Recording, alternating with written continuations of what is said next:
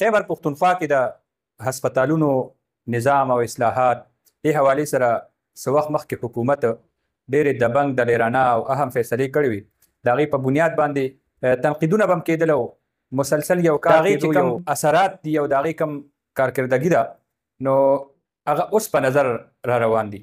په ډي ایچ کیو هسپتال کې تېره ورځ چې کوم مونږ یو غټ خبر ورکړی چې دلته کې د اصلاحاتو آغاز شوی دی او منیټرینګ انډیپینډنټ منیټرینګ یونټ چې کوم د خیبر پښتونخوا یو ځایلي اداره ده او د مختلفو هسپتالونو هغوی ویزټس کوي، هلته کې د مریضانو شکایات، د چې کوم ډاکټران دي، د سټاف، د هغوی حاضریانو مختلف شیزونه هغوی چک کوي او خپل یو رپورټ مرتب کوي. نو تېره ورځ مونږ د هغې خبر ورکړی چې دلته راغلي دي او مسلسل یو شی د هغوی مخې ته راتلو نو هغې باندې به هغوی خپل کاروایي رپورټ مرتب کولو. اوس د هغې چې کوم اثرات دي نو هغه مخې ته را روان دي او یو ډېر غټ انقلابي قدمونه موږ ګورو په ډي ایچ کیو هسپتال نوښار کې اوچت شوي دي او راتلونکي وخت کې څه نور غټ قدمونه هغه اوچتېدو واله دي. او د هسپتال کې چې کومه مافیا ده د دې سره تړلې څومره مافیا ده نو هغه ټول هغې کې یو هلچل مچاو شو او یو زلزله پکې راغلې ده. مونږ تاسو ته ویلو ده 8 کلاس 4 هغه ملازمین چې دي دلته کې تنخواګانې خوالي خو هسپتال ته د څومره وخت نه غیب دي او نه دي راغلي. دغسې څه ډاکټران نامي ګرامي ډاکټران چې تعداد 14 خولی کېږي او هغې کې غټ غټ سرجنان دي او سپیشلیستان ډاکټران دي نو هغوی باندې رپورټونه مرتب شوي. نو نن د هغې حوالې سره چې کوم ډاکومنټ زموږ مخې ته راغلي دي او موږ ته کوم لاس له راغلي دي نو موږ ویلی شو چې ډېر غټ انقلابي قدمونه هغه اوچت شول. ډاکټر مجتبی علي د هسپتال میډیکل سپرډنټ ایم ایس هغه د جنرال خیبر پښتونخوا چې کوم د هیلث ډي جي دی ډایرکټر جنرال هغه ته مراسله لیږلې ده د ډاکټرانو چې د هغې ګریډ اوچت دی او د هغې د خلاف د محکمانه کاروایۍ خلاف او دغسې چې کوم سفارش مرتب شوی د 8 چې کوم کلاس 4 ملازمین دي هغې کې اټینډنټس دي او چپړاسیان او نایب قاصد دغه چې کوم سیټونه دي نو هغوی د ریموول احکامات ډېر دلیرانه احکامات دا جاري شوي دي او هغوی د خپلو نوکرونه برخاست کړي دي. زه ګڼم چې دا دواړه قدمونه دې پسې نور ډېر چې کوم قدمونه راوچتېدو واله دي نو دا به هسپتال کې ډېر غټ اصلاحات هغه راولي. دا معمولي کار نه دی، د پخله ویل خو ډېر اسان کار دی او پخله ویل مونږ له یو خبر ورکول دا ډېره اسانه خبره ده. خو ما چې کوم ډاکومنټیشن وکتو او ما کوم فایلونه وکتل نو د دې مطلب دا دی چې دا پوره یو څوک د کال نه دا یو سلسله روانه وه په دې باندې کار کېدو، دلته کې معاینې کېدې، د هغې چې کوم ریکارډ مرتب کېدو او بیا اخري کې همغه رپورټونه هغه چې کوم ریکارډ جوړ شوی دی د هغې په بنیاد باندې دا ټوله کاروایي هغه مخې ته راغلې ده. دا معمولي یو ریموول د ټرمینیشن او د سفارش د ډاکټرانو د هغوی د محکمانه کاروایۍ د هغې خلاف د دې دا یو معمولي اډر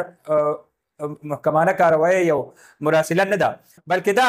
پوره یو مافیا باندې لاس اچول دي او د دې باره کې اوس چې کوم عوامي سیاسي سماجي رد عمل دی نو ابتدایي طور باندې چې کوم رد عمل د عام طبقو نه مخې ته راغلی دی نو دې ته ډېر غټ دروند نظر باندې کتلی دي او ډېر غټ سپورټ د عوامي او سیاسي چې کوم یو جمهور دی هغوی ته د سپورټ حاصل دی او دې باره کې د نیکشګوني ظاهره کړې ده او سیاسي قیادت هم په دې باندې دا خبره کړې ده، د دې اظهار یې کړی دی چې دا قسمه اصلاحات په دې هسپتال کې مخې ته راځي او د دې قسمه اصلاحاتو په بنیاد باندې عوامي مفادات هغې ته فایده رسي، عوامو ته فایده رسي. نو دلته کې چې څومره سیاسي او عوامي سماجي شخصیات دي او دا یو عوامي سیاسي جمهور دی هغه به د دې هسپتال کوم ایم ایس دی د ده او د ده د ټیم په شا نه صرف ولاړي بلکې د هغوی پوره پشتیباني به کوي. دا دې ټایم کې د هسپتال کې څه امور څېړل هغه معمولي خبره نه ده ځکه چې دا ډېره لویه یو سلسله او یو ډېره لویه کړۍ دا څېړل دي نو دا د زمري زړه غواړي او دا ډېر